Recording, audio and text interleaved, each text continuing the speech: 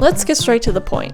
I want to draw something easy and fun, purely for my own satisfaction. Sometimes I just want to chill out and not worry about studying or learning. So I'm going to draw Magikarp, my favourite, utterly useless Pokemon.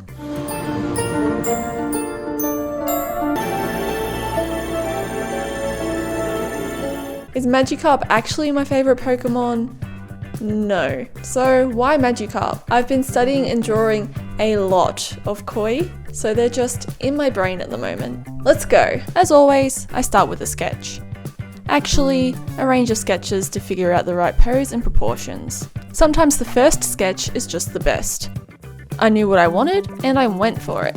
But I still get benefits from doing the other ones, even if they never progress past this point. My next layer of sketching is to figure out the splashes. Since I've been working on traditional Japanese irezumi designs, I wanted to incorporate that look. Also, who doesn't love using splash and doing absolutely zero damage? It uses splash in battle. Nothing happens. Best move in the game, in my humble opinion. Third layer. This is to solidify my lines and to show where my line work will go. Okay, do not ask me about the scales, please. Please. I will not elaborate, or I will, if you ask me nicely. I live on Struggle Street when it comes to scales, and I've literally spent the last 2 weeks focusing just on drawing scales. If you want a tutorial on them, let me know. It does take a lot of repetition though to get right. Line work time.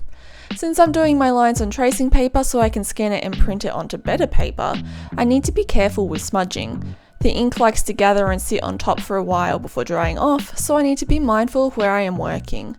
I go from the top right corner down to keep my hand out of the way of the finished lines. As I'm working, I'm liking the progress until tragedy strikes.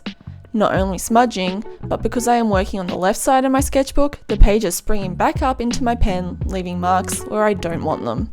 Remember how I said I wanted something easy and fun? This is just the start of my frustration.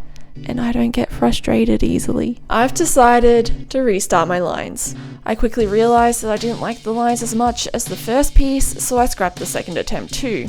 For the third attempt, I moved my sketch to my light box to have a flatter, more stable surface to work from. So far, so good. That is, until something on my shelf decided to randomly fall over and jump scare me, causing me to ruin the line that I was working on. That's it! I've had enough. I've decided to take a photo of my sketch and bump up the contrast, print it out, and then use the light box to do my lines on the better paper. Unfortunately, the paper I want to use is too thick, and the sketch isn't dark enough to see underneath.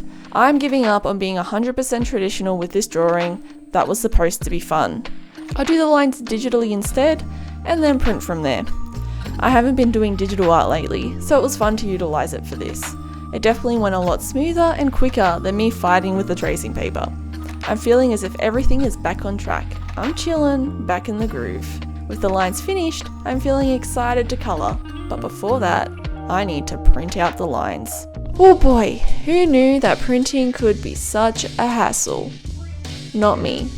That's for sure. Don't get me wrong, I like my printer. The quality is good and normally it's pretty easy to use. Most of the time it's fine, no complaints, but for this it just did not like me. Because the paper I chose is quite thick, I had to feed it through the back of the printer. However, the printer had other ideas.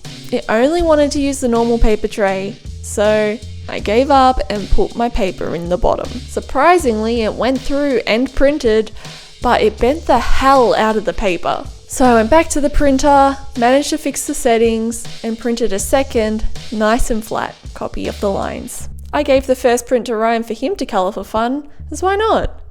Then I could finally get to work. I wanted to keep the drawing graphic and simple. Pulled out my watercolour and started with the waves. I localised the colour to the bottom and faded out as I went up, leaving a small gap between the colour and the line work. Moving to the scales next.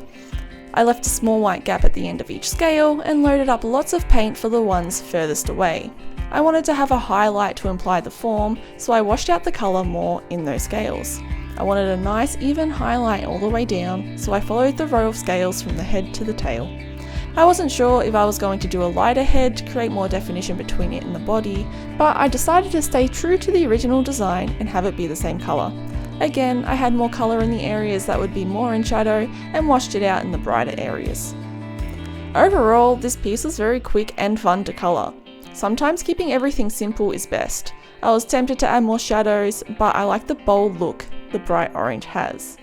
Let's check in on Ryan's colouring. A very different approach. Despite the annoyance that the line work gave me, I had fun with this one.